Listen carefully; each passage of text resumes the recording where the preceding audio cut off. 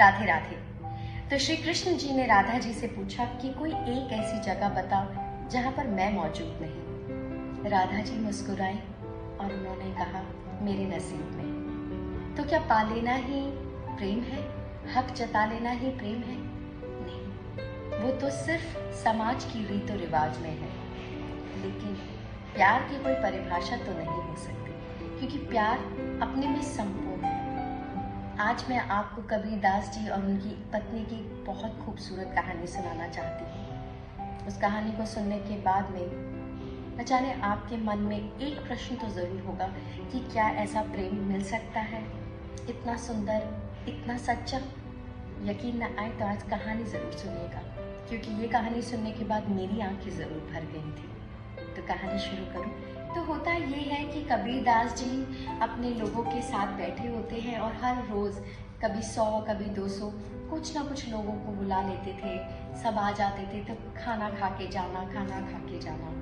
अब उनकी जो पत्नी थी वो बहुत बेचैन रहती थी, क्योंकि जो बनिए था वो उन्हें बहुत बार मना कर चुका था कि अब मैं तुम्हें राशन नहीं दूंगा। लेकिन एक दिन ऐसा ही हुआ कि फिर उन्होंने 200 लोगों को निमंत्रण दे दिया।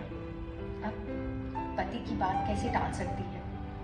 तो कबीरदास जी की पत्नी पिछले दरवाजे से बाहर बनिए के पास गई और हाथ जोड़ के विनती की कि आज 200 लोगों का खाना है, मुझे जल्दी से आटा, चावल, दाल सब दे दो, मुझे बनाना है।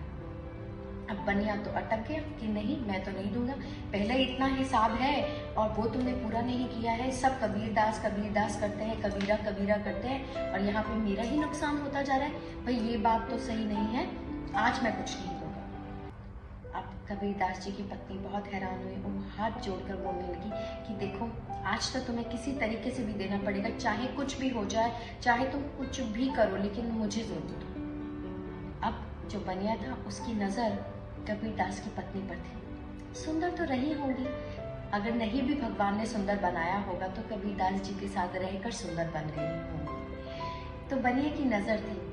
बनिए ने चकते हुए कहा कि देखो, मैं पुराना सारा चीज माफ कर सकता हूँ, आज तुम्हें सामान भी दे दूंगा, लेकिन आज रात तुम्हें मेरे साथ सोना पड़ेगा। कबीरदास जी की पत्नी कहती, अरे तुमने पहले क्यों नहीं बताया?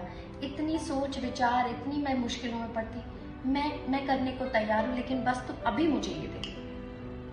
वो बनिया बड़ा हैरान हुआ कि ये तो बिल्कुल चरित्र, इसका तो ये तो चरित्रहीन है, इसने तो एक बार भी नहीं सोचा, बिल्कुल हाँ कर दी, न जाने कैसी औरत है। लेकिन तब भी दे दिया उसने सारा सामान। अब शाम हुई तो बहुत बारिश हो रही थी। कबीरदास जी अपनी पत्नी को देखते हैं जो कि सजी धजी सुंदर सी साड़ी पहनकर बैठी। कबीरदास जी ने पूछा कि कहीं जाना है क्या? कबीरदास जी की जो पत्नी थी उन्होंने सब कुछ सच सच बता दिया कि आज मैं बनिए की दुकान में लेने गई, उसने मुझे ये कहा कि तुम्हें आज रात मेरे साथ सोना पड़ेगा, तभी मैं सबको खाना खिला पाऊंगा। कबीरदास जी कहते हैं, जल मैं तुझे छोड़ाता हूँ, बारिश इतनी हो रही है, छतरी पे मैं छोड़ाऊंगा। दोनों मियाँ बीवी बनिए की घर के पास पहुंचे। अब कबीरदास जी कहते हैं, अब ये जो बारिश है, जो इतनी मूसलाधार बारिश हो रही है, वो तो रुकने का नाम नहीं ले रही। एक काम करता हूँ, तू अपना निपटा ले, उसके बाद में मैं यही पेड़ के पास में तुझे ले लूंगा और तुझे घर ले जाऊंगा। अब जैसे ही कबीरदास जी की पत्नी बनिए के घर के दरवाजे पे कुंडी पर खटखटाती है, तो बनिया मन में सोच ही रहा होता है कि लगता है आज उसकी पत्नी ने मुझे धोखा दे दिया, अब इतनी बारिश में थोड़ा ना आएगी, या शायद झूठ बोलकर ले गई है। उसके मन में 1000 तरीके के विचार आ रहे थे कि सोचा भी नहीं, ऐसे ही बोल गई कि मैं आ जाऊंगी, न जाने ऐसा कुछ आया और ठक ठक सुनी। तैसे ही खोला तो वो हैरान हो गया कि कबीरदास जी की पत्नी खड़ी हुई थी, सुंदर सी साड़ी पहने हुए और बिल्कुल गीली नहीं हुई थी इतनी बारिश में भी। बनिए ने हैरानी से पूछा कि ये बता, इतनी बारिश में तू भीगी क्यों नहीं? कहते, क्योंकि खुद कबीरदास जी मुझे छोड़ करने आए हैं यहाँ पर। कहते, क्या? कहते, हाँ, मैंने उन्हें सब सच बता दिया और वो उन्होंने कहा कि तू अपना निपटा ले, बाद में वही मुझे लेकर चले जाएंगे। अब तुम्हें जो करना है जल्दी जल्दी कर लो, क्योंकि कबीरदास जी को इतनी देर तक मैं पेड़ के नीचे नहीं खड़ा कर सकती। बनिए को बहुत शर्मिंदगी हुई, वो पैरों में लेट गया और भागता हुआ कबीरदास जी के पैरों में गिर गया और कहा, मुझे माफ कर दो। कबीरदास जी ने कहा, अरे नहीं, तू क्यों अपने आप को ऐसा कह रहा है? भाई तुझे जो करना है तू कर, तू अपना कर्म कर, और जो मेरा कर्म है वो मैं कर रहा हूँ। जा, तुझे जो करना है तो कर ले। वो कहता, नहीं, मुझे माफ कर दीजिए, मुझे अपमान मत कीजिए मेरा, और मुझे नीचे मत दिखाइए, मैं समझ गया मेरी गलती थी। कहते, क्या गलती थी? तेरे मन में वो इच्छा आई तो क्यों नहीं इच्छा को पूरी करता, तू कर ले। उसने कहा, इसके बाद मैं ये इच्छा क्या, ये बात सोच भी नहीं सकता हूँ, मुझे माफ कर दे। कहानी का ज्ञान क्या कहता है? जिंदगी में बहुत बार आपको ऐसे पल मिलते हैं जहां आपको सही और गलत में चुनना पड़ता है, लेकिन आप क्या चुनते हैं? अपने प्रेम में क्या चुनते हैं और क्या सच्चाई रखते हैं?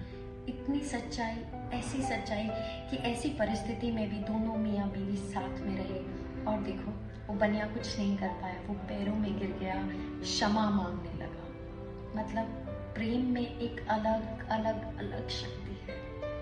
मैंने इस कहानी से क्या सीखा?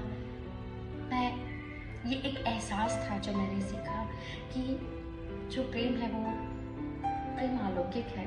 एक ऐसा प्रेम मिलना अगर आपके जीवन में आपको मिल जाए तो आप सच में नसीब वाले हो, और अगर नहीं मिला है तो शायद ये कहानी सुनाकर उस रिश्ते को पक्का कर सकते हो। इस रिश्तों को पक्का करने के लिए एक ही चीज़ सबसे ज़्यादा ज़रूरत होती है, वो है सच्चाई की, सच बोलने की। अगर सच बोलने की ताकत अगर है तो ही प्रेम सच्चा हो सकता है, वरना नहीं। आशा करती हूँ आपको ये कहानी अच्छी लगी होगी।